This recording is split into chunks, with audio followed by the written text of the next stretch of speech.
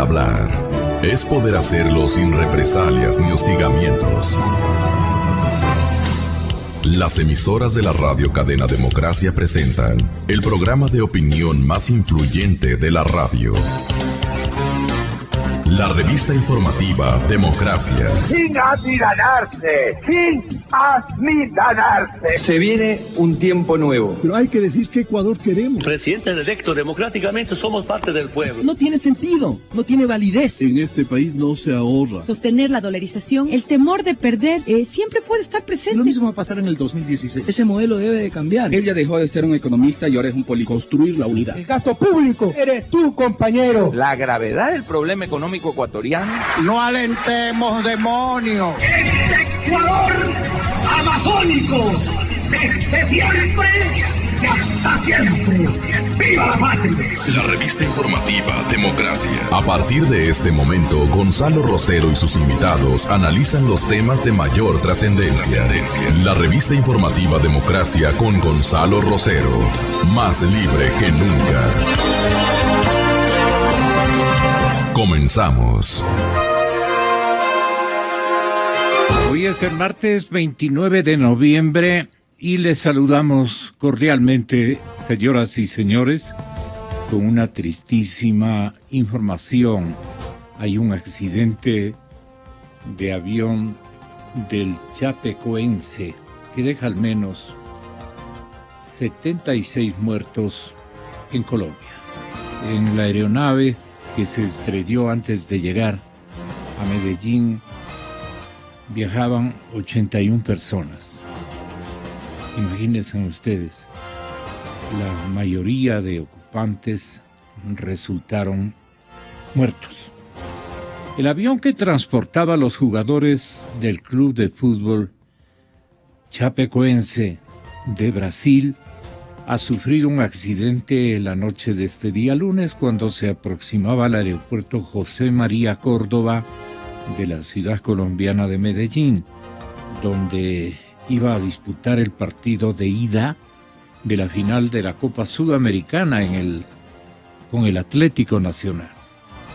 El alcalde de la localidad, Federico Gutiérrez, íntimo amigo de Mauricio Rodas, alcalde de Quito, ha confirmado que 76 de las 81 personas, más tardecito le llamamos al señor alcalde de Medellín, sí, es un caballero muy gentil. En aeronave de la compañía boliviana Lamia, volaban un total de 81 personas, ya lo dijimos, 22 futbolistas, 28 acompañantes entre equipo técnico y directivo, 22 periodistas, también colegas deportivos, como los llamamos en el lenguaje gremial, colegas periodistas deportivos, 9 miembros de la tripulación. Era un Avro regional JET 85 de la compañía boliviana Lamia. Con matrícula, ahí tiene un número, debía haber llegado a Medellín hacia las 9:33 minutos, pero de la noche, 21 horas 33 minutos. Pero poco antes perdió contacto con la torre de control cuando volaba cerca del municipio de La Ceja. El accidente se produjo en las inmediaciones del Cerro El Gordo, en la jurisdicción del municipio de La Unión, en el departamento de Antioquia, cercano al aeropuerto José María Córdoba de Medellín. Este último situado en el vecino municipio de Río Negro. Vamos a ofrecerles un acercamiento a la tragedia con un testimonio, una declaración testimonial de uno de los testigos, ¿no? Rescatistas, correcto. Aquí está la entrega informativa de última hora. Y entierrado, lo mismo que los rescatistas que lo sacaron, pero él sí estaba consciente y estaba hablando. ¿Qué decía? Que tenía mucho frío, que la familia, que los amigos, Entonces el hombre, que él venía con muchos amigos en este avión, entonces los muchachos que venían conmigo, que eran los rescatistas que venían atrás, porque yo venía conductor, ellos decían que, Alan, estamos contigo, ya te llevamos, ya te rescatamos, vas a estar bien, vas a estar con tu familia. Doloroso eso. Eso es doloroso, sí, muy doloroso. Y ya después lo estabilizaron los médicos, lo trajeron a este puesto de mando unificado. Este puesto de mando lo entregamos, nosotros alcanzamos una ambulancia un kilómetro más arriba, en el kilómetro lo entregamos una ambulancia que lo llevó directamente hacia el municipio de La Ceja. ¿Cómo es la zona? Nos dice un compañero nuestro, Mateo Zapata, estuvo en la zona, llegó empantanado así como está usted. Sí, es una zona muy quebrada, es una zona, la carretera es una de las vías de acceso que ha tenido mejor la Unión, pero con este tiempo de invierno todas las carreteras están vueltas nada, entonces siempre a uno le toca andar muy ligerito con estas personas en eso, pero siempre la carretera está muy mala. Usted como habitante de la zona es conocedor de la región, de la geografía, nos decía el alcalde que por la distancia creía que el avión le faltaban unos 5 minutos para tocar la pista del aeropuerto José María Córdoba. Sí, este es el último radiofaro que uno tiene entendido, el único último radiofaro que tienen los aviones para hacer el aterrizaje en La Ceja. 5 minutos está ya en el aeropuerto, 2 minutos más no caen ahí en el Cerro Gordo, caen en La Ceja y caen en barrios de La Ceja. Ustedes querían regresar, hemos hablado con otros de los rescatistas, pero ya dijeron no, ya no es necesario, ya lastimosamente no hay más sobrevivientes. Yo alcancé a bajar acá con el primer herido, volví a subir, estuvimos esperando allá, ya habían bajado los otros en otras ambulancias, hasta menos nos tocó hacer el rescate de un caballo. Ya ahora toca, es que estamos coordinando con el señor, un señor del DAPAR que necesitan un Kubota, un Tractor 108 que está por allí parqueado, que es para ayudar a hacer un poquito más la vía, abrir trocha para que los cuerpos de rescate y la policía de la SIGIN tengan más acceso más fácil hacia la zona del catastro. Una verdadera tragedia que provoca pena muy honda en la familia deportiva colombiana y yo creo que mundial. Se mueren prácticamente todos los muchachos del club brasileño y los que sobreviven al accidente pues quedan con un trauma impresionantemente profundo. Una pena inmensa. Participamos de este dolor solamente escuchando los perfiles, los rasgos del episodio, que no deja de ser muy lamentable, tremendamente lamentable. Bueno, vamos en cualquier momento, señoras y señores, a interrumpir nuestra información convencional, si así podríamos decirlo, y a transmitir alguna otro episodio de esta tragedia en Medellín, Colombia. El modesto equipo de fútbol brasileño que soñaba con la gloria, dice el líder informativo. ¿Sí? ¿Mande? Era la final. Era de segunda división, de primera división. Caramba, qué pena. Bueno. Señoras y señores, el expresidente Lucio Gutiérrez nos acompaña. Saludo también la presencia del investigador periodista Fernando Villavicencio y del respetable penalista doctor Gonzalo Silva.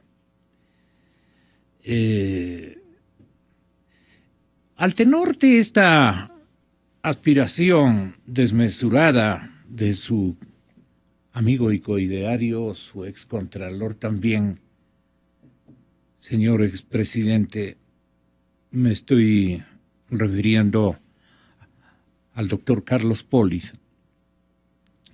Nuevamente él ha querido ser o quiere ser designado, tiene todas las de ganar, puesto que están muy acostumbrados la gente de Alianza País a contar con sus servicios en la Contraloría General del Estado, pese a que ellos no son los que eventualmente lo contratan. Esta es una una decisión que pasa por un examen, etcétera, etcétera. Usted nos reclamaba un espacio de esclarecimiento, expresidente, y se lo estamos ofreciendo porque lo que nosotros habíamos manifestado es que Carlos Polis lleva al frente de la Contraloría desde el 2007, febrero del 2007, y aspira a permanecer ahí hasta febrero del 2022. No ha habido contralor en la historia del país que haya durado tanto. La mañana del miércoles anterior ya inscribió su nombre en el Consejo de Participación Ciudadana para poder reelegirse. La inscripción para los candidatos a la Contraloría se cerrará este día jueves en horas de la medianoche. Polit pidió licencia hace algunas semanas en la mismísima Contraloría para poder postularse. Y cuando le preguntaron cómo así buscaba una nueva reelección de 5 años, él ha respondido que quedan muchas cosas por hacer. Entonces la suspicacia, en fin, ha funcionado y dice, claro, faltan decisiones equivocadas a montones, pero que exculpen a gente que no tiene por qué ser exculpada, especialmente los protagonistas y actores a los que usted mismo se ha referido, expresidente Gutiérrez, en múltiples oportunidades. Gente que ha entrado a enriquecerse en la administración pública, y son de casos grandes donde el señor Contralor en licencia y participante en este nuevo concurso no les ha monitoreado, no ha ejercido una tarea de control verdaderamente en los casos más importantes que, si es necesario, podemos recordarle al país y fundamentalmente al doctor Polit. Él se dedicó, nosotros siempre nos hemos referido a informes con indicios de responsabilidad penal, con montos establecidos a nivel nacional, pero de pequeñas instituciones, de pequeños municipios. Aquí tengo una memoria propia de los informes que le pasan al doctor Polis, vea. Lo tengo, pero de cualquier cantidad de instituciones, pero son indicios de responsabilidad penal con una multiplicidad de pequeñas entidades y pequeños gobiernos locales. Imagínese, expresidente Gutiérrez, que 644 millones, ¿qué digo? 644.599 millones de dólares podrían haberse recuperado si el señor fiscal le daba una aceptación tácita, expresa, no oral, pues no. Si es que el señor fiscal o los señores fiscales, porque esto debieron haber hecho incluso el candidato a la presidencia, el doctor Pesantes, y hay otro contralor anterior al doctor Pesantes. Si me hacen acuerdo mis compañeros o mis invitados, él también tiene el doctor Germán, correcto. Muchísimas gracias. Fernando siempre con su memoria listísima, listísima. Ok, 644.599.000 dólares. ¿Para cuántas necesidades? Un macropréstamo del presidente pagando al 10.75, ¿no? Que les paga nomás. Para repotenciar otra refinería. Para repotenciar otra refinería, dice Fernando Villavicencio, no lo digo yo, pero le alcanzaba divinamente, como suelen decir en familia, ¿no? Miren ustedes, o sea, yo tenía conocimiento de esto expresidente desde hace rato. Cuando me acerco a una crónica, dicen lo siguiente: que Pollitt quiera ser contralor otra vez es aberrante. Carlos Pollitt lleva al frente de la Contraloría, ya lo dije, desde el 2007 y aspira a permanecer hasta febrero del 2022. No ha habido contralor en historia que haya durado tanto. Para Pollitt esto no es nuevo. Él se inició en la política, seguramente esta es la parte que usted quiere esclarecer. Él se inició en la política en el gobierno de Lucio Gutiérrez, de quien fue uno de sus hombres más cercanos, lo acompañó hasta el final. En ese gobierno fue gobernador del Guayas, secretario particular y ministro de Bienestar Social. Fue esa cercanía lo que le permitió ser elegido contralor, a pesar de que Correa ya era presidente. El contralor era designado por el Ejecutivo de una terna elaborada por el Congreso. Daré mérito a esta crónica, daré mérito y daré naturalmente confiabilidad. Es una crónica publicada por la redacción de cuatro pelagatos. Esto dejamos establecido. Pero bien, el contralor era designado por el Ejecutivo de una terna elaborada por el Congreso, que en ese tiempo era dominado por el PRIAN de Álvaro Noboa y Sociedad Patriótica de Gutiérrez. Se refieren a usted, expresidente. Curiosamente, Pollitt fue nombrado contralor 3 días después de que los congresistas de Gutiérrez permitieran con sus votos la instalación de la Asamblea Constituyente. Ustedes permitieron la instalación de la Asamblea Constituyente con sus votos. Aquí viene la cosa. Fue el negocio perfecto, dicen los pelagatos. Gutiérrez apoyó la Constituyente y se aseguró de que Pollitt fuera el juez de cuentas, incluso de su gobierno. Meses más tarde, la Constituyente ratificó a Pollitt, que para entonces se había distanciado de Gutiérrez y se había acercado a Correa. El correísmo lo ha tratado muy bien. En el 2012 lo eligió para contralor por 5 años más con una calificación de 100 puntos sobre 100 en el concurso de merecimientos. Entonces ahí se especulaba que se había aprendido de memoria el examen y todo lo demás. Entonces le dieron antes, como esos compañeros que nos extorsionaban en la escuela, nos sacaban algún dulce, ¿no?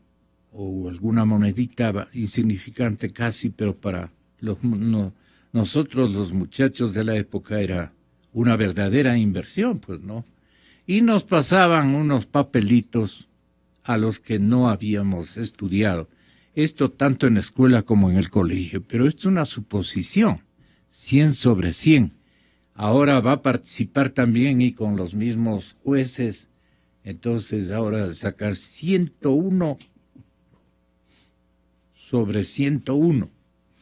En estos 10 años, señores oyentes, el correísmo ha cerrado todas las puertas a la fiscalización, la volvió imposible en la Asamblea, la boicoteó y hasta la criminalizó en la sociedad civil. La toreó con los decretos de emergencia. La enterró poniendo a un incondicional en la fiscalía y a Pollitt discrecionalidad y a Pollitt, dice, calzó perfectamente en este sistema. El señor doctor Pollitt calzó perfectamente en esta metodología de reparto en las entidades de control. No es que no investigue,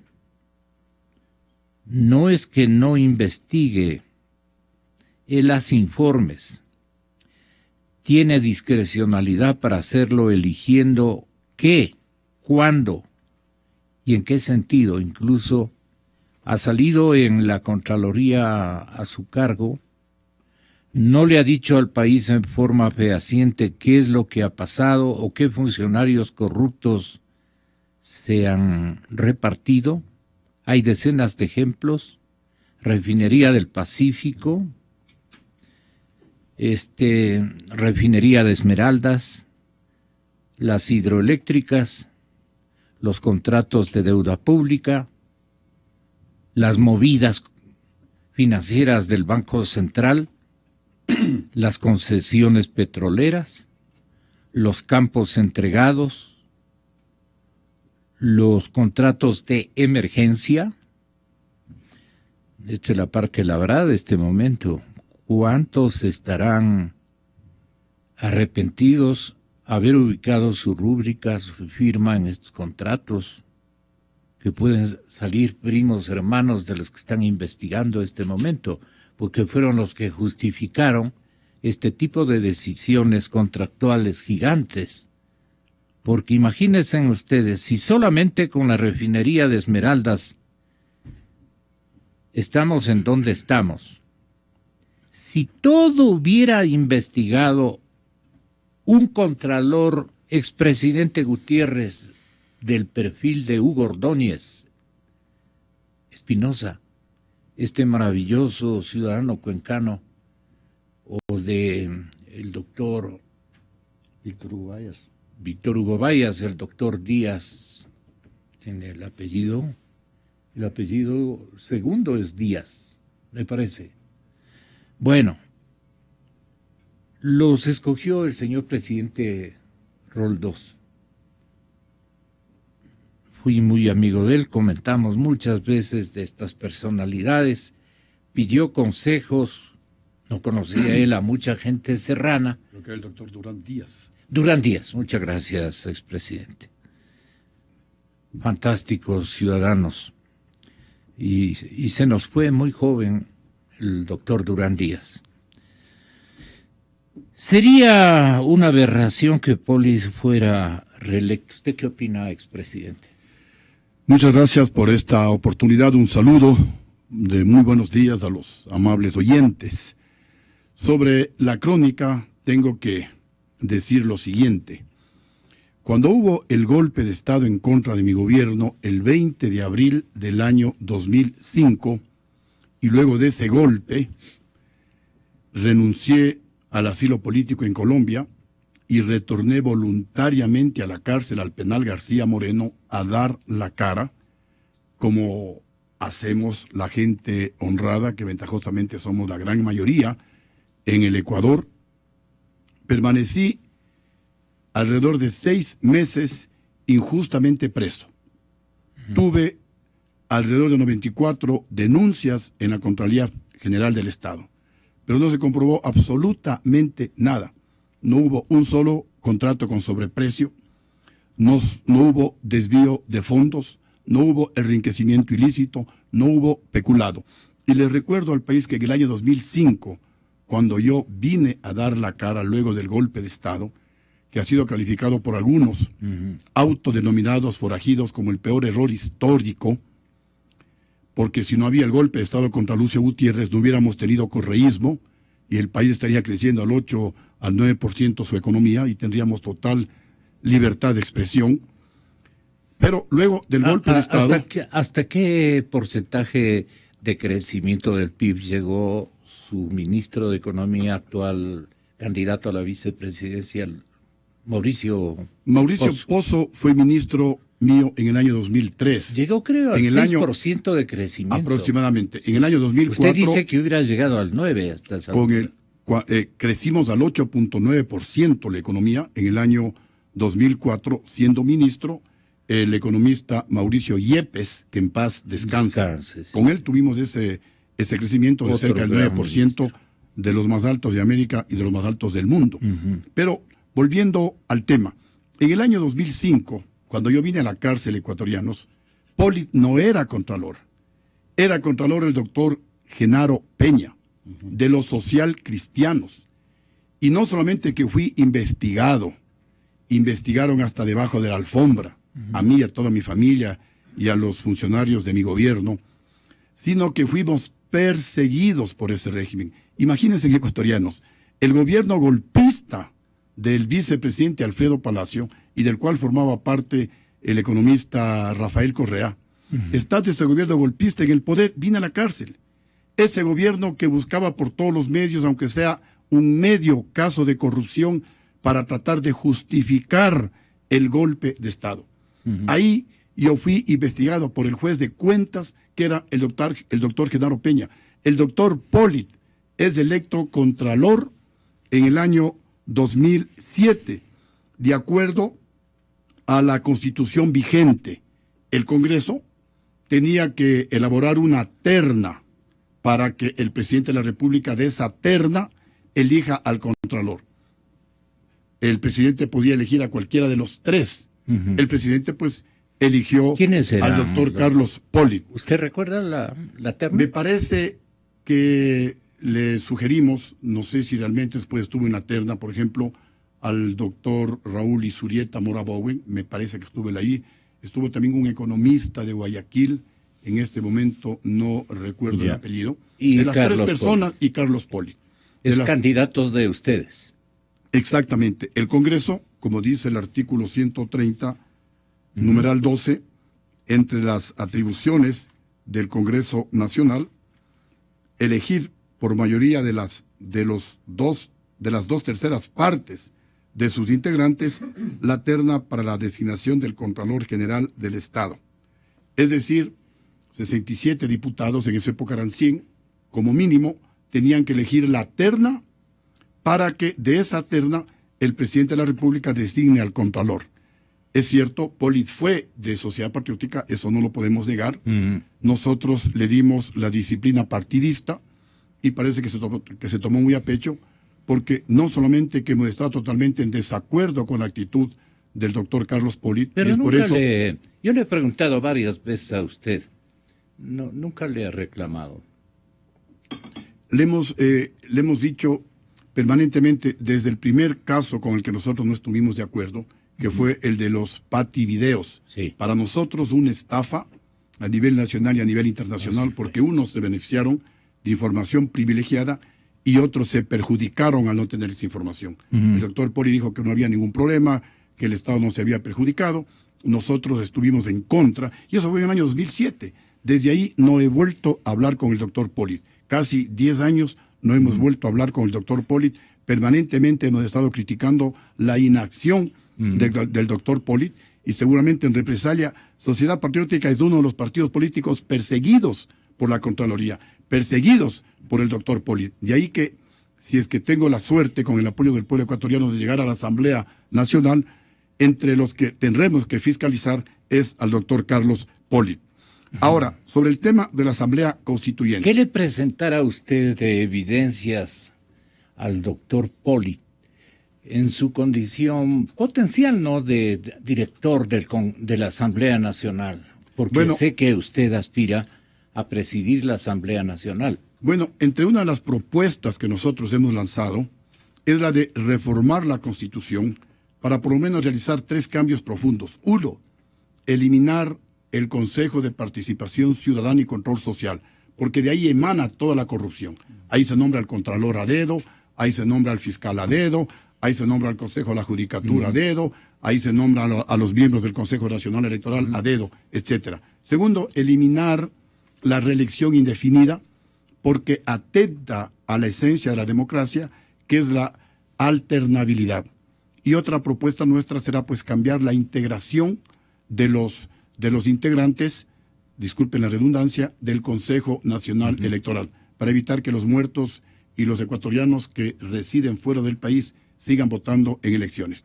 Pero volviendo también sobre el artículo de los 4 pelagatos, ¿por qué nosotros votamos a favor de la convocatoria de la Asamblea Constituyente? Primero, porque era una tesis de Sociedad Patriótica.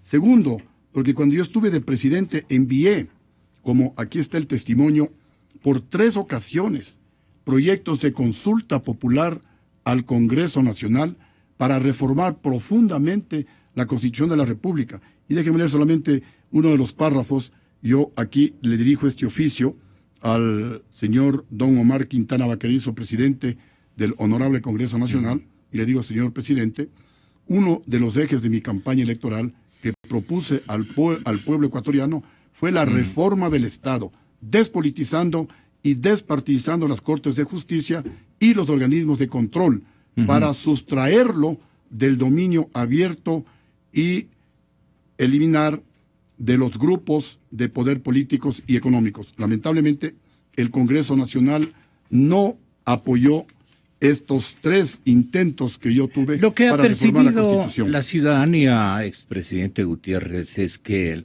los 2 presidentes a su turno se enamoraron del doctor Pollitt. ¿Cómo usted explica a la ciudadanía por qué usted se obsesionó del doctor Pollitt y le imitó el señor presidente Correa, aficionado también a mantenerle? El hombre se les portaba bien, era condescendiente con ustedes, les perdonaba sus faltas y hacía el ciego, el loco, y pasaba respecto de episodios muy dañinos para el interés nacional, ¿no? Que usted nunca ha reclamado, ni creo que Gilmar en el Parlamento, ni me estoy refiriendo a los temas de la refinería del Pacífico, de la de Esmeraldas, de las hidroeléctricas, de los contratos de deuda pública, de las movidas. Vea usted, aquí hay solo pequeños municipios, como le dije hace un momento. Sí, nosotros... Todos son peculados, son peculados. Somos campeones internacionales de los peculados perdonados, nunca. Vea, mire, se una han quedado cosa... entre la Contraloría y la Fiscalía. Los fiscales también son responsables de estas enormes cantidades de dinero, solo de los pequeños, de las pequeñas raterías, como suele mencionar el señor presidente Correa. Mire, tengo que decirlo con gran satisfacción. Casi 700 millones de dólares, vuelvo y repito. Así es. Entonces, ¿por qué ustedes, en tanto tiempo que han sido representantes de la ciudadanía en el Parlamento, no hicieron lo que debían hacer con el colega y amigo Carlos Pollitt? Mire, y escuchen, amables oyentes, desde antes de que el presidente Correa se posesione como presidente de la República, ya denunciamos que se avecinaba un modelo totalitario, autoritario, por la experiencia que yo tuve con Hugo Chávez. Y ya lo dije aquí en algún momento en esta emisora, Hugo Chávez quiso reclutarme a mí. Hugo Chávez me decía, Lucio, tienes que controlar los medios de comunicación. ¿Y usted cómo así? Yo le dije fue que no. Porque luego de las cumbres presidenciales, el presidente Hugo Chávez me invitaba a una reunión bilateral a partir de las 10, 11 de la noche y nos quedábamos hasta la 1, 2 de la mañana conversando con el presidente Hugo Chávez. Él me ponía el ejemplo del presidente o de Fidel Castro, que en paz descanse. Me decía, mira, Fidel Castro controla los medios de comunicación y está más de 50 años en el poder.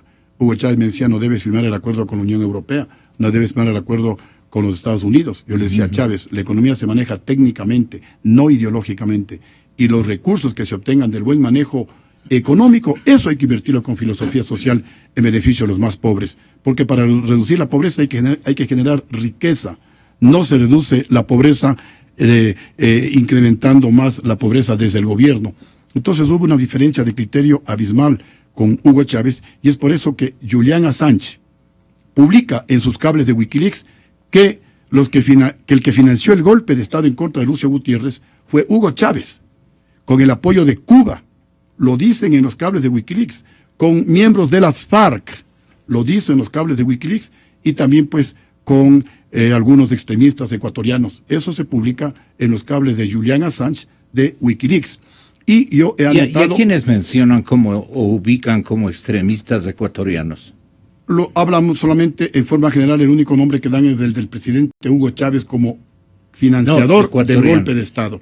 Habla en forma general de algunos extremistas ecuatorianos, no mencionan nombres. Y también dicen pues que el gobierno de Gutiérrez fue un obstáculo que había que retirarlo para implantar en el Ecuador el modelo del socialismo chavista del siglo XXI. Gutiérrez? Esto demuestra que nosotros fuimos el único partido político que desde el año 2006, noviembre, diciembre, enero 2007, hemos estado siempre en oposición. Fuimos el único partido político que hicimos campaña en contra de la actual Constitución. Y le decíamos al país que con esa Constitución se va a consolidar la dictadura.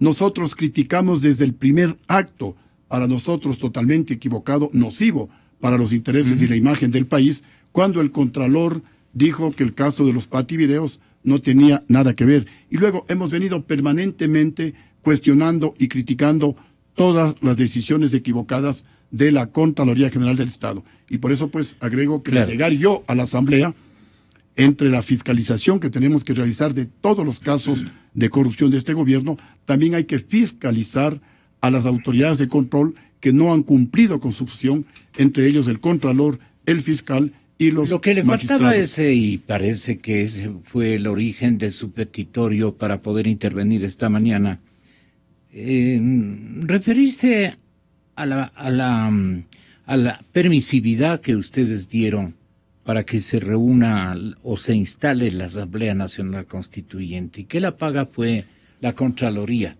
Eso usted ha admitido prácticamente.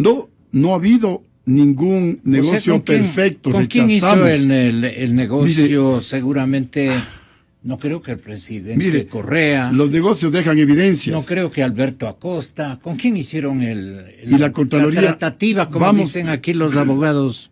Vamos a las evidencias. Primero, no ha habido, y rechazo frontalmente, no ha habido ningún negocio perfecto, como sugiere el artículo de los 4 pelagatos, porque las evidencias más bien dicen todo lo contrario. Hemos sido perseguidos por la Contraloría y por el Contralor Carlos Polid, el Partido Social Patriótico, del cual él formaba parte. Pero ¿dónde están los resultados? Hemos sido perseguidos, hemos sido perjudicados por fraudes electorales. En el año 2009 hubo segunda vuelta electoral. Y le voy a decir algo más. De tener nosotros mayoría en la Asamblea Nacional, vamos a demostrar y vamos a hacer públicas y con mucha mayor fuerza las evidencias que tenemos del fraude del año 2009 y del fraude electoral del año 2013, con lo cual tendríamos varios asambleístas, gobiernistas ilegales, ilegítimamente nombrados, y con esto pues todo sería nulo, comenzando por el nombramiento del Contralor, porque ese Consejo de Participación Ciudadana y Control Social también sería ilegítimo. Si no logramos tener esa mayoría en la Asamblea Nacional, y si yo llego a la Asamblea Nacional, pues, repito, vamos a luchar para eliminar ese Consejo de Participación Ciudadana y Control Social, para tener un nuevo Contralor, sea Poli, sea el que resulte electo, para eliminar o para cambiar, pues, de Fiscal General del Estado, etcétera. Porque el momento que se elimine el alma mater, de donde nace el Contralor, de donde nace el fiscal, que todos sabemos son a dedo, pues obviamente será una buena noticia. Permítame consultarle al investigador Fernando Villavicencio. En algún recoveco de sus seguimientos, ¿usted le ha encontrado a Polis matrimoniado con la dirigencia máxima y popular de Alianza País? ¿Qué digo? Sí, de Alianza País también, pero mucho más de Sociedad Patriótica. Con ella inició su carrera, porque ya es casi una carrera, ¿no? Si se queda hasta el 22 ya sería una carrera récord. Casi monárquica. Casi monárquica de parte de el ex compañero de partido, señor Carlos Polid, a quien en el aeropuerto Mariscal Sucre le encontró en el avión y le hizo bajar el actual investigador y gerente de Márquez. Y yo recuerdo perfectamente, Blasco Peñarrera le hizo conocer la fuerza de un puño marca Peñarrera y le bajó del avión, es lo que conocíamos. El doctor Blasco Peñarrera Padilla, viajaba por petición, por petición de Palacio, a cumplir alguna misión en la Organización de Estados Americanos con el difunto y excelente y brillante embajador Mario Alemán, que también prestó sus importantes servicios en la coyuntura en la Organización de Estados Americanos. En fin, tantos recuerdos de este periodista. Tenga la bondad de Fernando, ¿qué usted saca de conclusión respecto a la relación presidente Gutiérrez con el actual Contralor del Estado, el que seguramente usted siempre le debe haber tenido en su órbita de investigación, de indagación, porque él ha sido siempre Contralor del Estado mientras ha durado su gestión investigativa, Fernando. Bueno, buenos días, Gonzalo, Buenos a la días. audiencia, al coronel Gutiérrez, el doctor Silva. Continuando con el conversatorio de ayer, en referencia a esta indagación previa que abre la Fiscalía con base a una decisión súbita e inesperada del señor Contralor General del Estado, que ante el clamor ciudadano de que se identifique un tipo de delito que permita a la sociedad avanzar a fondo un proceso de fiscalización, hoy nos encontramos que, como se dice en el argot popular, cuando viene el circo ya traen la venta del algodón de azúcar. Es decir, es sospechoso, por decirlo menos, que el 16 de noviembre, antesito de presentar la renuncia, o renunciando ya, el Contralor Carlos Polit, para postularse como candidato nuevamente, y aparece elecciones de Cuba esto, a la Contraloría General del Estado, aparece este informe que entiendo yo, es para intentar lavarse la cara. El mismo discurso que hoy estamos escuchando se escuchó en la campaña de Rafael Correa el año 2006. Vamos a fiscalizar a la partidocracia, vamos a expulgarles, vamos a mover piedra sobre piedra, en particular al gobierno de Lucio Gutiérrez, de Febres Cordero, de Alfredo Palacio. Ese fue el discurso. Y se utilizó un personaje, y como se está hablando aquí, al señor Carlos Polit, como la figura emblemática para destripar la corrupción del pasado y presentar la bonanza y la Santísima Trinidad del gobierno de la Revolución Ciudadana. Que usted sepa por qué el señor presidente Correa, en ese entonces, no le acepta como contralor el movimiento que él estaba liderando. Correa ofreció que con Polit se va a investigar, por ejemplo, la corrupción en Telex Alegro, una empresa que quebró con un pasivo de $220 millones, que nació justamente en el gobierno del coronel Gutiérrez. Pero el negociado, aclaro, fue en el gobierno del vicepresidente Palacio, por favor. Hay que puntualizar. Es que cuando se dicen las cosas así entre líneas, quedan sueltas. Y también quiero aclarar que a mí me investigaron, estando preso ecuatorianos, 2005-2006, por el contralor de la época, el doctor Genaro Peña, social cristiano. Ellos querían demostrar algún caso de corrupción del gobierno de Lucio Gutiérrez para justificar el golpe de Estado. Y yo he permanecido y voy a permanecer aquí en el país y siempre dando la cara. Me estoy refiriendo a las palabras, al discurso anticorrupción del correísmo que utilizó a Polit para expulgar los presuntos negociados de los antecesores. ¿Por qué escogió a Polit? Le pregunto, le cambio la pregunta. De sus investigaciones, ¿cómo colige usted la presencia de Polit en la Contraloría? Bueno, yo creo que alguien que se perfecciona su vida en aduanas es manualito para trabajar de contralor. El señor Polit proviene de aduanas, cumplió un importante trabajo y él sabe cómo se hace, cómo se deja pasar y cómo no se deja pasar. Y creo que el país tiene claro cuál es la imagen y cuál es el rol que ha jugado el señor Polit. El señor Polit, como usted tiene ahí, Gonzalo, y Focus lo publicó, ha emitido 2.037 informes con responsabilidad penal y lo envió a la Fiscalía General del Estado sobre delitos de que se fue robando la calculadora del municipio de Alausí. Y el pobre funcionario del municipio de Alausí está perdido por ahí en las chacras y el señor Contralor le persigue con una glosa.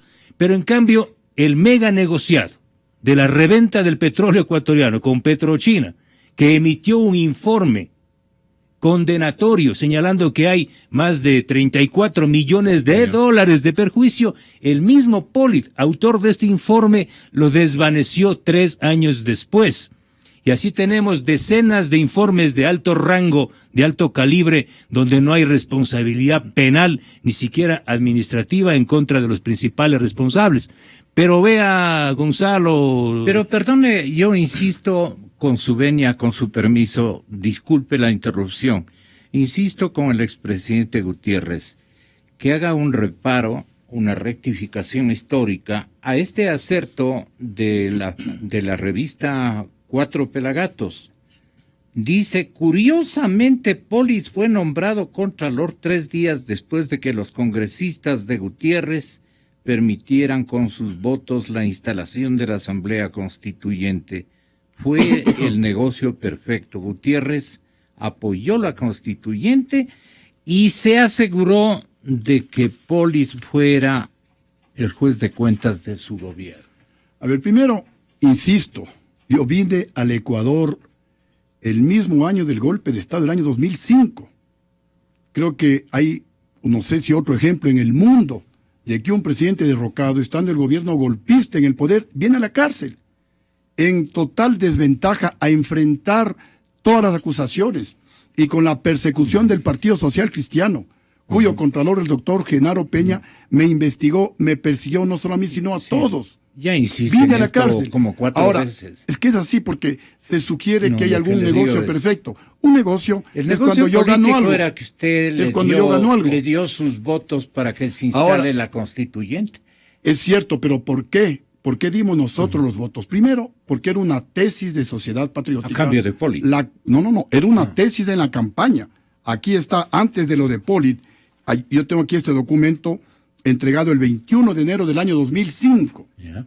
Todavía no se daba el golpe de Estado. 4 meses antes del golpe de Estado, envío un proyecto de consulta popular al Congreso, Ya. diciéndoles que parte de mi eje de campaña electoral que propuse al pueblo ecuatoriano es la reforma del Estado, despolitizando y despartidizando a la justicia y a los organismos de control. Entonces, esto es 2 años antes de que le nombren a Polit, envío este proyecto de consulta ¿A qué popular momento se hizo al Congreso. pasó de Sociedad Patriótica a Alianza País del doctor? Segundo, ¿por qué nosotros con nuestros votos apoyamos la convocatoria a la consulta? Porque hubo un acuerdo con los partidos de oposición para reformar desde el 4 de enero del año 2007 la Constitución de la República. Pero llegábamos al 5, al 6, al 10, al 11 y no había esa tal reforma profunda de la Constitución. Yo reclamé a los líderes de los otros partidos políticos. Llegamos a un acuerdo. ¿Por qué no ponen en el orden del día la reforma a la Constitución? Y yo les dije, si ustedes no colocan en el orden del día la reforma a la Constitución, nosotros, Sociedad Patriótica, pondremos a disposición los votos para facilitar la convocatoria a la Asamblea Constituyente. Y así salió. Hasta el 13 de enero no pusieron en el orden del día la reforma a la Constitución de la República. Entonces, el 13, como a las 11 de la mañana, nosotros dimos una rueda de prensa indicando que como es una tesis, y fue una tesis de Sociedad Patriótica, la reforma profunda a la Constitución, poníamos nuestros votos a disposición para que se apruebe la convocatoria a la consulta popular. Pero luego, como se actuó de manera autoritaria, de manera totalitaria en la elaboración de la nueva Constitución, fuimos el único partido que hicimos campaña a nivel nacional oponiéndonos a esa nueva Constitución y advirtiéndole al pueblo ecuatoriano lo que hoy estamos viviendo, que con eso se consolidaba la dictadura. Y no solamente pues que Poli se pasó al correísmo, fueron ministros de mi gobierno, por ejemplo, la señora Ivonne Baki, por ejemplo, la doctora Doris Solís, por ejemplo, el abogado Virgilio, el abogado Virgilio Hernández, asambleísta, el exalcalde Barrera, entre otros que en este momento recuerdo. Dirigentes indígenas. Así que, o sea, no por eso se puede pues vincular a un gobierno. Yo respondo por mis actos. Y mientras estuvo Poli en el gobierno, yo pienso que se desempeñó bastante bien. Él tendrá que responder ante su conciencia y ante la justicia. ¿Por qué se hizo la vista gorda? La etapa en que se hace correísta es la que tiene que explicar, digamos. Tiene que explicar, porque aproximadamente en el mes de mayo del año 2007, cuando Pero ustedes no suspendieron amistad, ¿no? Se ha suspendido totalmente. No he hablado con el señor Carlos Polit desde el año 2007, cuando él dijo que los pativideos no era ningún acto de corrupción y que no afectaba la imagen del Estado ecuatoriano. Desde ahí no hemos vuelto a cruzar palabra con Carlos Polit. Y más bien, repito, hemos sido perseguidos por Carlos Polit, el Partido Sociedad Patriótica, al igual que la persecución que hemos recibido por parte del gobierno. Que gracias a la investigación de actores como Fernando Villavicencio, opiniones de distinguidos abogados de la República, entre la que destaco del doctor Silva, por toda esa presión ciudadana, ¿usted imaginaba un escenario en donde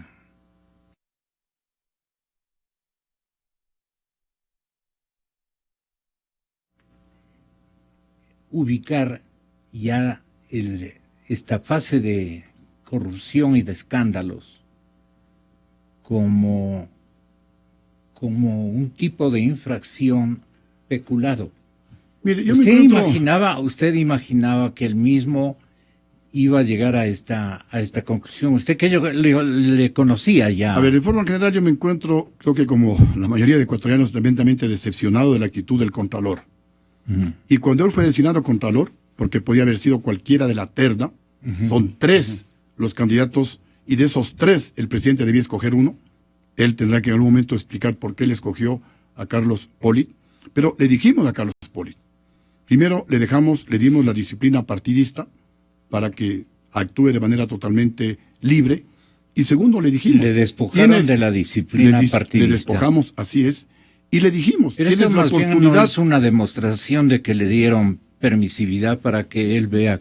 Bueno, para que actúe contra todos, defendiendo los más altos intereses del país. Y le dijimos, Carlos Polit, tienes la oportunidad histórica de erigirte como el ecuatoriano más importante, si es que cumples con la ley, si es que cumples tu función, si es que proteges celosamente los dineros del pueblo ecuatoriano. Pero luego, pues obviamente, manifestamos nuestra frustración por la actuación del abogado Carlos Polit, y él tendrá que responder primero ante su conciencia y luego pues ante la justicia. Ya lo dije, si llegamos a la Asamblea, si Lucia Gutiérrez llega a la Asamblea, entre los que tenemos que fiscalizar será el Contralor, será el fiscal, serán algunas autoridades de control que no han cumplido su función y que por omisión han permitido pues casos de corrupción en detrimento del pueblo ecuatoriano. Coincido con usted en que solamente se ha dedicado a las pequeñas cosas, en perseguir a los gobiernos seccionales, en perseguir a los partidos políticos de oposición. No, a pequeñas instituciones. Entre ellos a Sociedad Patriótica, a pesar de haber demostrado hasta la saciedad las cuentas, pero los casos grandes, voluminosos, de decenas, de cientos de millones de dólares, como los que estaba mencionando Fernando Villavicencio, ahí mira para otro lado. Ahí se ha hecho el sordo, el ciego y el mudo frente a casos escandalosos de corrupción con evidencias de que se ha perjudicado a los dineros del pueblo ecuatoriano. Pero ahora, doctor Silva, compañero Fernando, el señor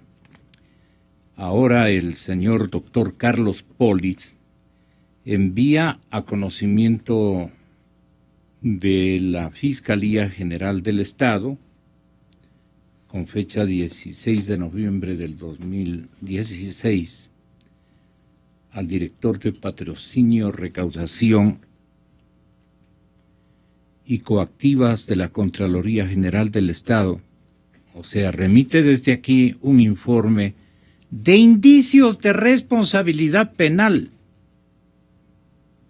derivado del examen, con el número y código correspondiente, derivado del examen especial a los procesos precontractual, contractual de ejecución, supervisión y liquidación de los contratos.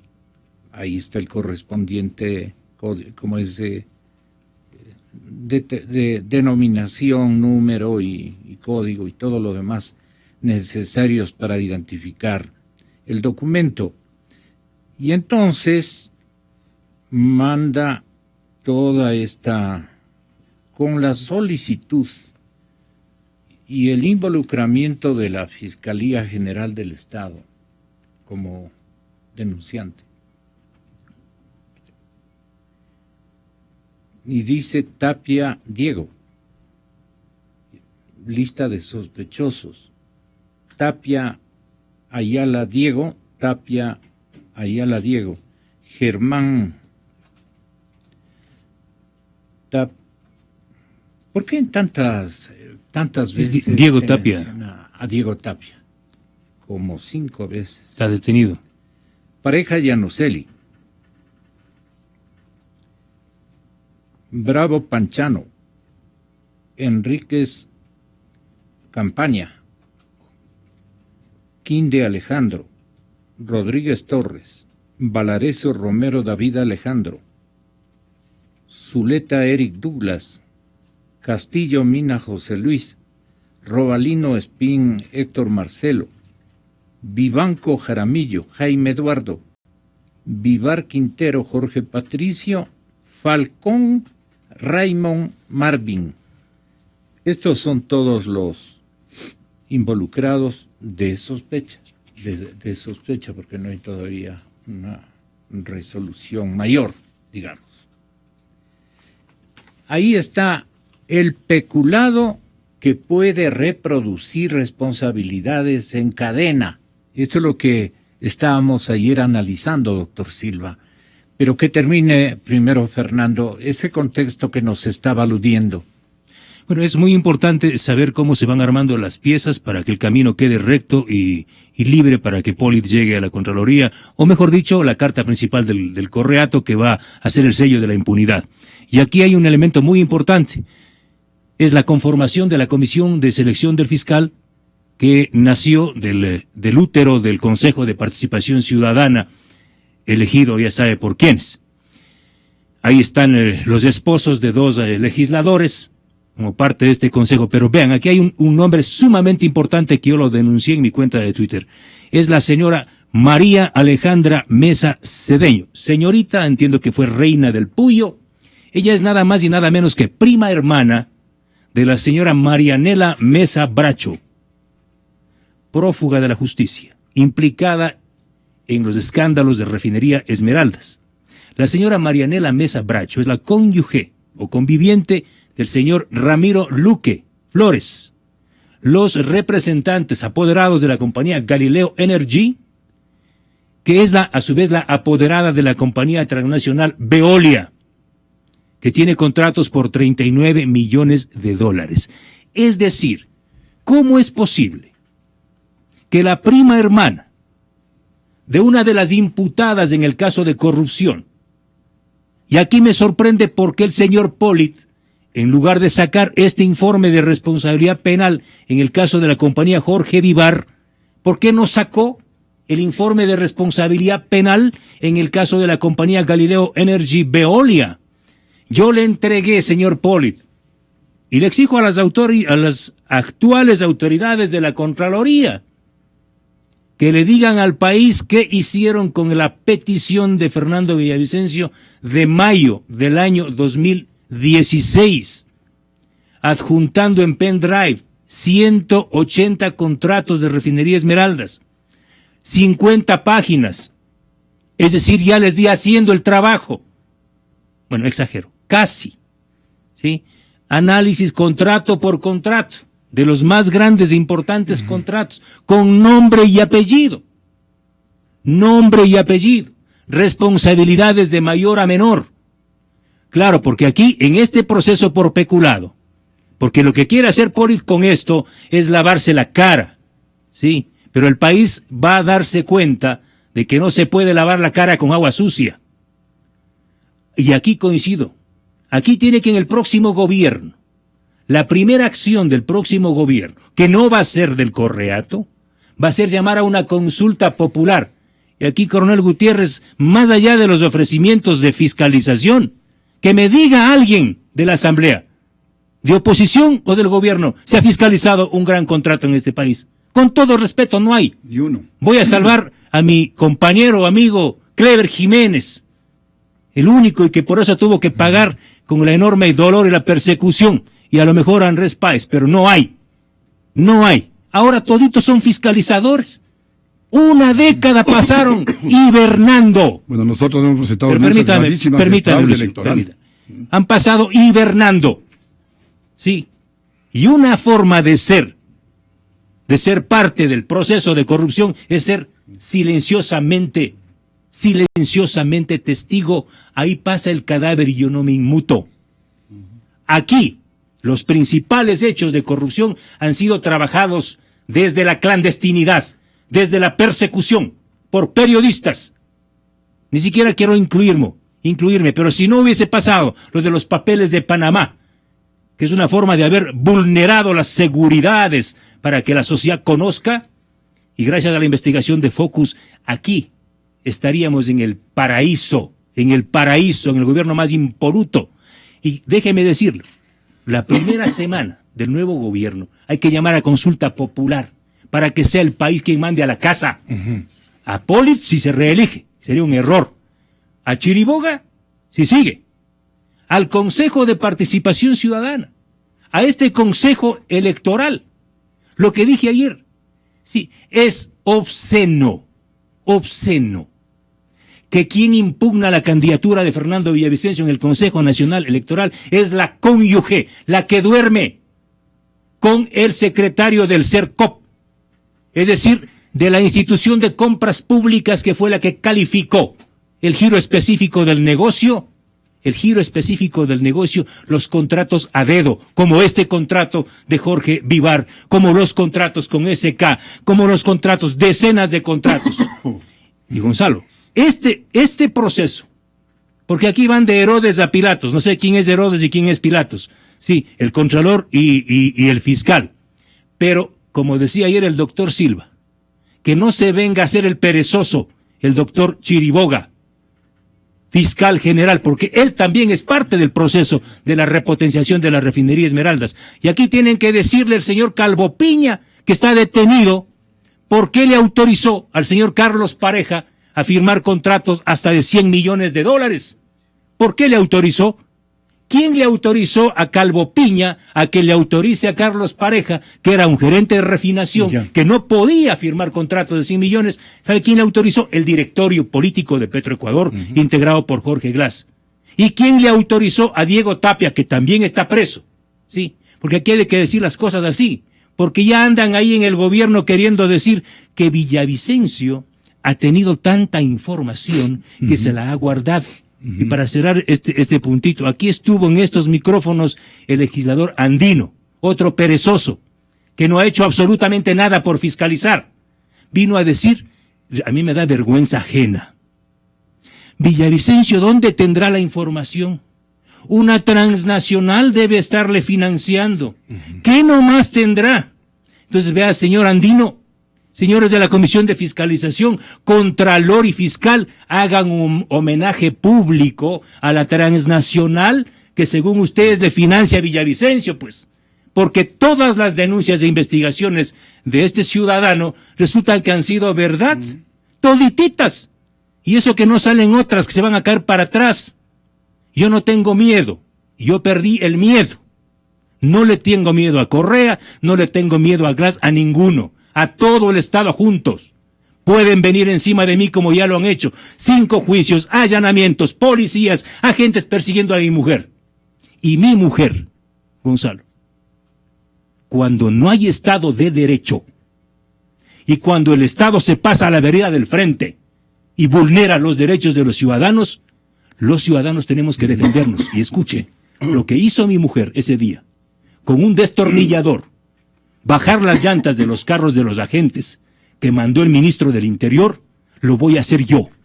Porque si no hay Estado, yo me defiendo con mis manos. A ese punto está llegando este gobierno. No es posible que al ciudadano que ha investigado, que ha hecho un aporte importante en este país, se lo persiga de la forma más brutal como hace el gobierno. No me quieren dejar. Ya no tengo derechos, Gonzalo. Soy un paria. Soy insolvente, interdicto. Me quitan los derechos políticos, no me dejan participar de candidato. Me persiguen con jueces y con todos armados. Me tienen pánico. Y usted tiene razón, Correa, me tiene miedo. Y yo ya le derroté. Sin ir a las elecciones, sin ir a las urnas, yo le derroté, presidente Correa, porque le dejé yuchitico, como dicen en la sierra, yuchitico, dejando ver las arrugas de la corrupción. Yo les derroté a todos. Disculpe que ponga el yo, pero de alguna manera es así, Gonzalo. El abogado defensor de Carlos Pareja Iannuzzelli está con nosotros y es el doctor Javier Casar. Así es que le pido al doctor Silva que tenga la bondad de hacernos un alcance entre ayer y hoy, entre lo que ha reproducido la prensa nacional e internacional este momento en las cadenas en español, las cadenas internacionales. Hay una insistente cobertura de este tema, de los escándalos en Ecuador. Y esto ¿a dónde continúa?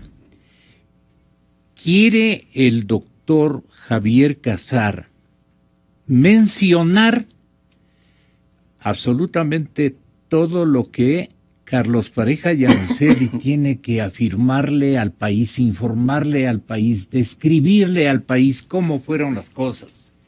En ese sentido y en perspectiva de esa declaración, ¿qué dejaría usted señalando como gran interrogante de la ciudadanía?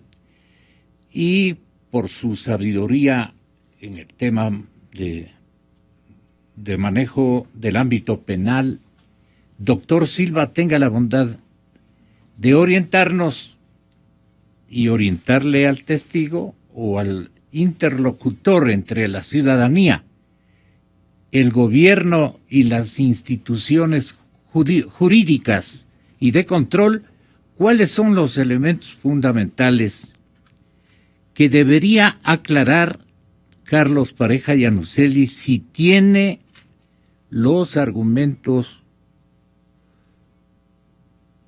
y naturalmente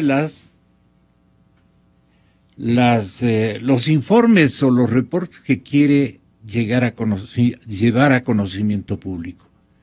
Más tiene usted en cuanto al seguimiento de esta tertulia investigativa, doctor Silva. Gracias, Gonzalo, por la invitación. Un saludo cordial al señor Coronel Gutiérrez, expresidente de la República, doctor Fernando Villavicencio, a la ciudadanía. Yo entendí que el doctor Casar iba a estar aquí. Era importante, pues, para dialogar jurídicamente sobre este tema.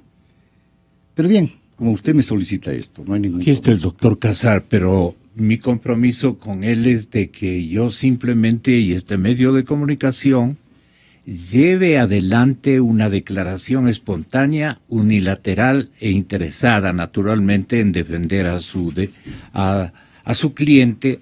El señor doctor Javier Casar había solicitado ese reporte individualizado de su parte, porque esa es seguramente la instrucción o el mérito que él ve en esta comparecencia a la prensa ecuatoriana. El doctor Javier Casar, como para que me den un poquito de crédito en la cadena Democracia, tenga la bondad. Mire, Gonzalo, entonces, el doctor Casar se cuidará y mucho hablar ahora, porque conforme el Código Orgánico de la Función Judicial está impedido, ¿cierto?, como abogado, hablar de toda la estrategia o la planificación y metodología que va a implementar en su defensa. Punto 1. Punto 2. ¿Por qué es que está impedido? Porque los abogados no podemos hablar de los secretos de nuestros patrocinados, no sé y qué más aún decir, públicamente.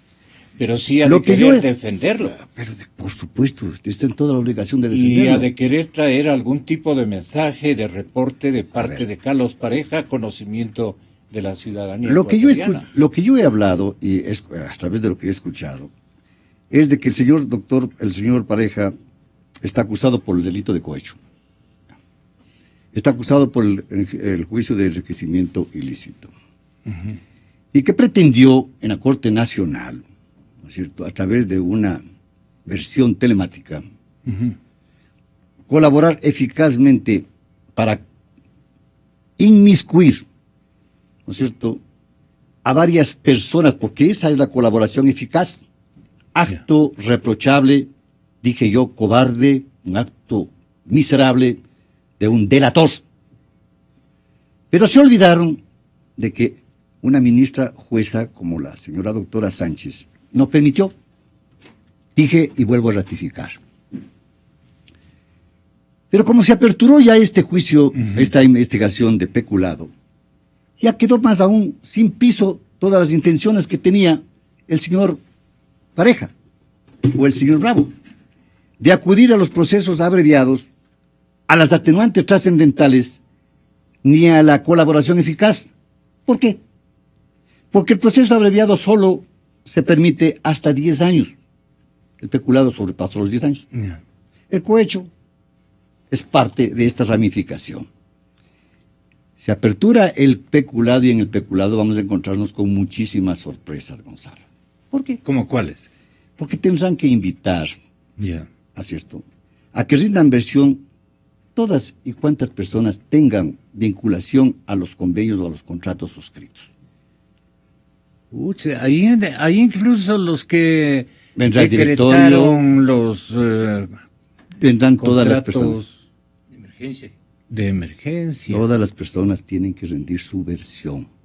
Porque aperturado... Usted está incluyendo al vicepresidente de la República, al presidente de la República. Es parte del directorio. El vicepresidente es parte del directorio. Tendrá que ser convocado, pues no pueden dejar de llamarlo. Claro. Así es que no. ¿Y esto es lo que le manifiesto. ¿El señor presidente? Con todos tendrán que ser convocados. ¿Pero en qué cae el señor presidente? Bueno, por decirlo de esa manera, ¿no? Si es que considera el fiscal... de que debe ser convocado el señor presidente de la República para que algo aporte o diga sobre estos hechos, tendrá que hacerlo. Pero ya todo. Queda eso. Pero ya está abierto este juicio, ¿no es cierto? Que se mantenía en silencio. ¿Por qué? Porque existe una interpretación muy errada de la Fiscalía General de que era necesario y es necesario, como requisito de procedibilidad, el informe de la Contraloría General del Estado para los juicios de peculado, para inicio de los juicios de peculado y enriquecimiento ilícito. Error. He dicho y vuelvo a ratificar, porque la Constitución de la República establece que el único titular de la acción penal es el fiscal. Yo hice en el mes de octubre una petición a la Corte Nacional para que aclaren esta duda, esta oscuridad que existe entre la Constitución y entre el Código Orgánico Integral Penal sobre la competencia excluyente y propia del fiscal. Pero hasta el presente fecha no he recibido ninguna contestación. Es problema de ellos, pero me han dado razón ahora ya con el nuevo informe. Andino acá vino y reconoció también lo que estoy manifestando. Pero bien, entonces nos encontramos ahora frente a la apertura de un juicio de peculado. Ya el enriquecimiento ilícito quedó a un ladito, el cohecho queda, por supuesto, se sustanciará. Pero yo me pregunto, ¿no le hicieron un bonito trabajo a la función judicial los mismos señores, patrocinadores de Carlos Pareja y del señor Bravo, al pretender someterse a un proceso abreviado, que era el reconocimiento de los hechos? Pero claro, sin duda pensaron que el juicio de peculado, digamos que el informe de Contraloría no iba a venir nunca. Claro. ¿No es cierto? Y que por supuesto no se iba a aperturar ninguna acción penal por el delito de peculado. Entonces ahora tendrán que defenderse allí, pues tendrán que venir y decir cuánto es, cómo es, por qué lo hicieron de esta y otra manera.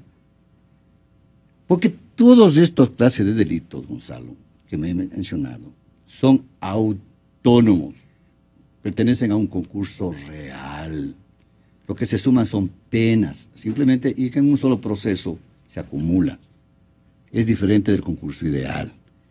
En tal virtud, las defensas de los señores, y en particular del señor Carlos Pareja y Araceli, habrá de advertir si su colaboración eficaz, que a mi entender,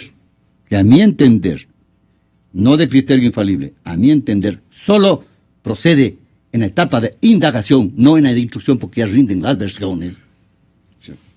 Diga cuántas y tantas personas están involucradas en los hechos y que contra los cuales se puede involucrar y qué beneficio obtener.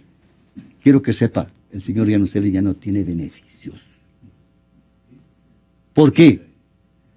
Porque las agravantes constitutivas del delito le dejan sin piso a cualquier atenuante que pretenda obtener, sea esta trascendental o sea esta de colaboración eficaz, ya no sirven para nada. En otras palabras, al señor le procesarán e impondrán las penas mayores en todos los delitos. Así de fácil. ¿Por qué? Porque este Código Orgánico Integral Penal estipula El doctor Casar puede probarle a usted que tiene él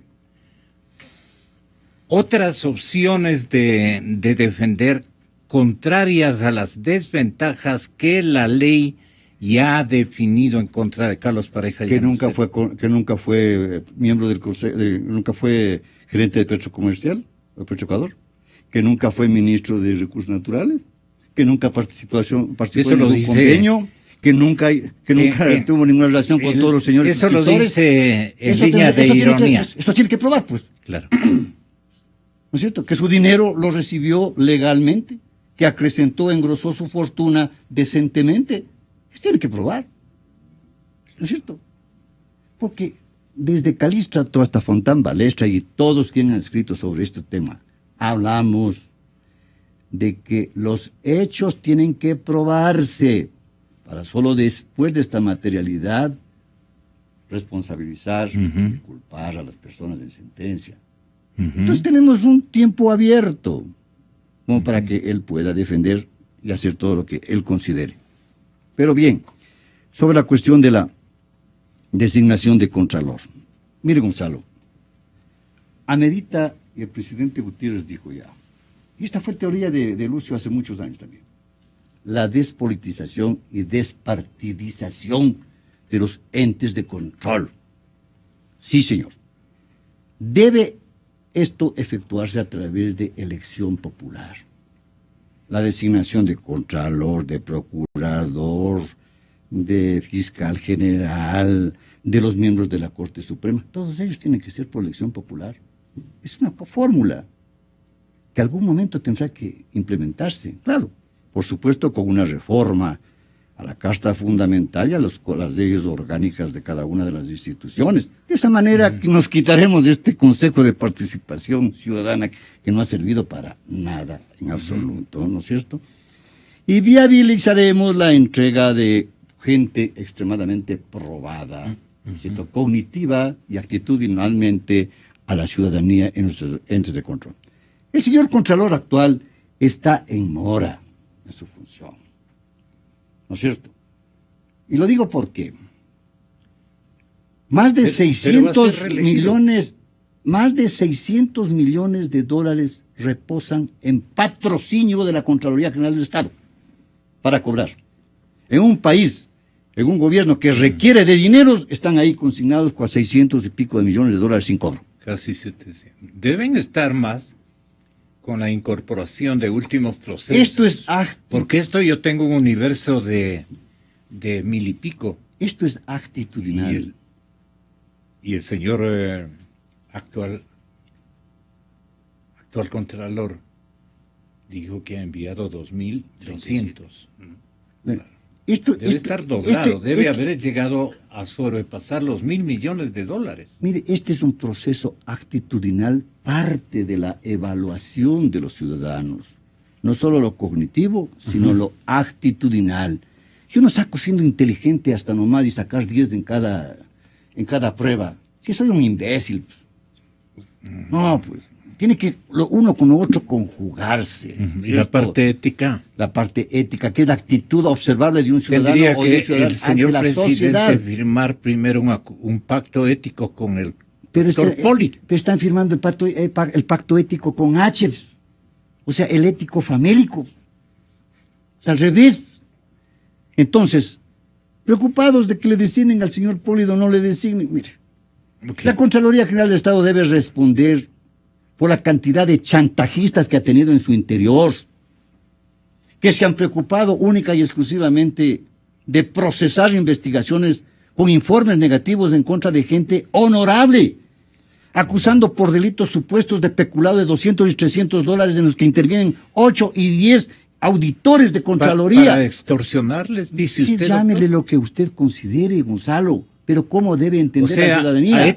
Ha hecho millonadas. ¿Cómo es posible de que se hayan elaborado informes con el patrocinio o la suscripción de supuestos economistas que nunca han tenido el título? Esos han sido los miembros de la Contraloría General del Estado. Esto depende de la actitud de un contralor.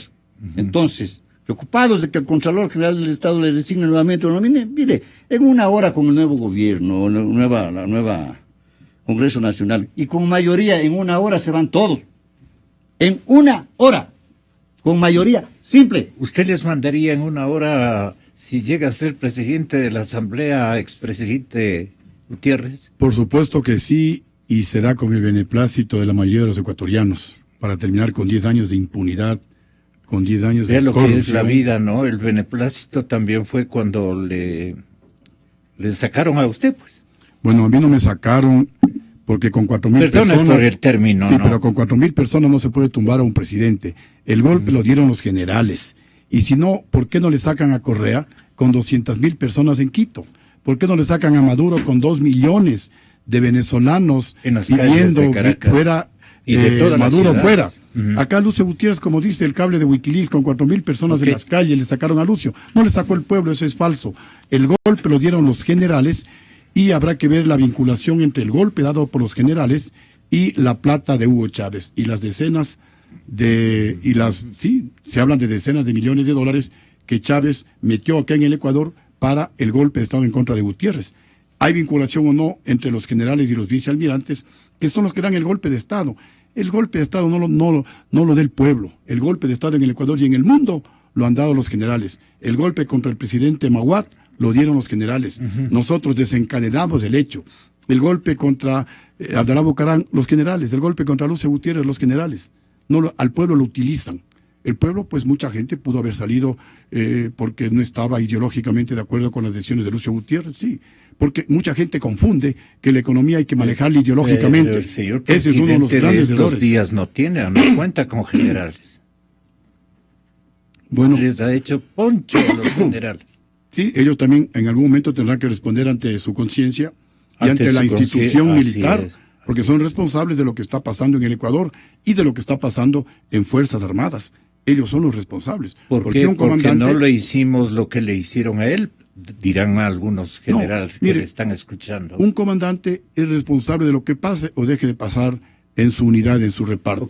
Y al decir eso también voy a los comandantes civiles. Por ejemplo, la presidenta del Congreso es responsable de la inexistencia de la primera función del Estado, de haber pisoteado la majestad del Congreso Nacional, que debe tener independencia. Y entre las reformas hay que recuperar la capacidad que tenía el Congreso para interpretar la Constitución de la República y para seguir juicios políticos a todos los funcionarios del Estado, que este gobierno mañosamente le quitó al Congreso y lo pasó a la Corte Constitucional. Hay que hacer una serie de reformas que ojalá, pues si llegamos con el apoyo del pueblo ecuatoriano a la Asamblea, las vamos a implementar y obviamente pues estarán gente tan Gracias, expresidente. Acá como el doctor y como Fernando Villavicencio, apoyando pues con su Gracias, señor ideas. doctor Silva, y muchísimas gracias, Fernando Villavicencio. Muchas gracias. Doctor Javier Casar, bienvenido a la cadena Democracia. ¿Me permite solamente unos tantos anuncios que estamos este momento